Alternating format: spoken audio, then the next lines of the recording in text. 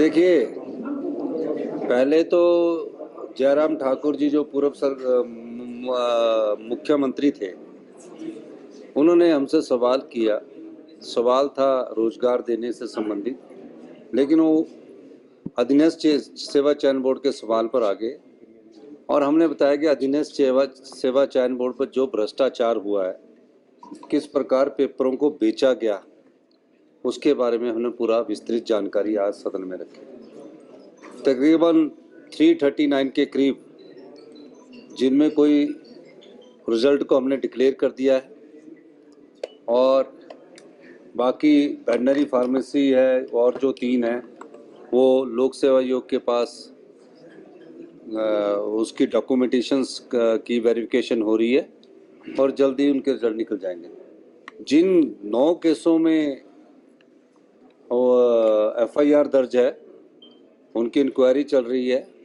उसके अलावा जो और 13 पोस्ट कार्ड है, उनकी हम जिनकी इंक्वायरी नहीं है उनको 3 महीने के अंदर हमने निकालने के लिए कहा है। और जब पुलिस केस बनता है तो काफ़ी कानूनी अड़चनें होती है और कानूनी अड़चनों को दूर करके ही वो रिजल्ट निकाला जाता है।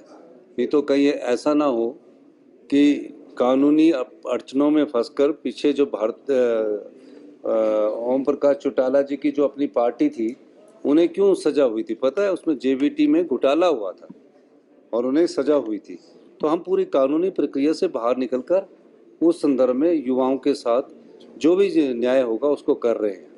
तो इस संदर्भ में हमने जयराम जी को जवाब दिया और कहा कि ये जो भ्रष्टाचार हमीरपुर के अधीनस्थ चयन बोर्ड में हुआ है, उसको हमने भंग करके एक अपनी सरकार की कर्तव्य निष्ठा और ईमानदारी दिखाई है। हमने पुलिस भर्ती की तरफ नहीं किया। पेपर लीक हुआ, किसी का पता लगा और पेपर रद्द कर दिया और दोबारा भर्ती कर दी, वो ढकने वाली बात थी।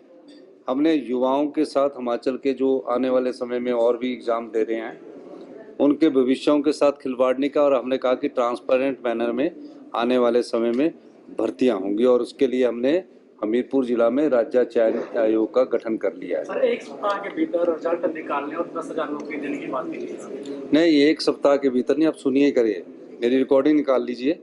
मैंने ये कहा कि इस वर्ष हम 10,000 लोगों को रोजगार के नौकरी देंगे और 10,000 इस साल, यानी 31 मार्च से पहले हम 10,000 लोगों को रोजगार देंगे और बैच वाइज भर्ती की प्रक्रिया अभी मेरे ख्याल जल्दी ही शुरू हो जाएगी। रिजल्ट निकालने वाला जो 1 हफ्ते के भीतर है, वो हमने वेटनरी फार्मेसी और 2 और पोस्ट कार्ड के रिजल्ट निकालने के हमने डायरेक्शन दे दिए। सर, कोरोना नीति पर एक क्लैरिफिकेशन दे रहे थे आप जयराम? नहीं, वो ऊर्जा नीति पर वो पहले हिमाचल प्रदेश के हितों को बेच दिया उन्होंने। अब क्या क्लैरिफिकेशन देनी है? अब तो वो समझ गए हैं। जब हमने उठ कर कह रहे हैं कि सुन्नी, लूरी, धोला सीट, डोगरी प्रोजेक्ट में हिमाचल का जो अधिकार था 12% फ्री रॉयल्टी का, उसको उन्होंने नहीं लिया और उसके साथ 12 से 30 साल में जो हमको 18% मिलनी चाहिए वो नहीं लिया। आज तक ऐसा नहीं हुआ कि 12% को डेफर किया गया हो।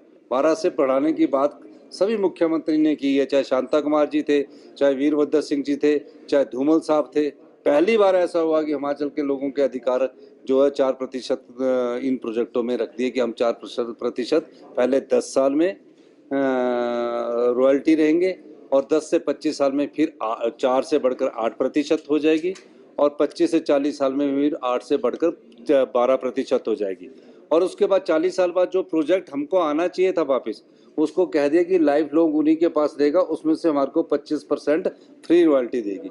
मैंने उस कानून को, उनकी उस नीति को चेंज किया है और हमने सतलुज जल विद्युत निगम को नोटिस दिया है कि आपने विदाउट इम्प्लीमेंट एग्रीमेंट कैसे ये कार्य शुरू कर दिया, और इसमें अगर आप हमारे साथ नेगोशिएट करना चाहते हैं या कुछ पत्राचार करना चाहते हैं, मिल बैठ कर आगे करना चाहते हैं, तो हमारी जो नई ऊर्जा नीति आई है उसके अनुसार आप हमारे साथ बैठकर बातचीत कर सकते हैं। सर, कोरोना वारियर्स भी मांग कर रहे हैं कि उनका जो नहीं, अभी तो उनकी मेरे ख्याल 30 सितंबर तक है, उसके बाद और उसके लिए उसके बाद जब स्थिति आएगी तब देखेंगे। धन्यवाद। के दाम बढ़े हैं सर, लगातार महंगाई बढ़ रही है।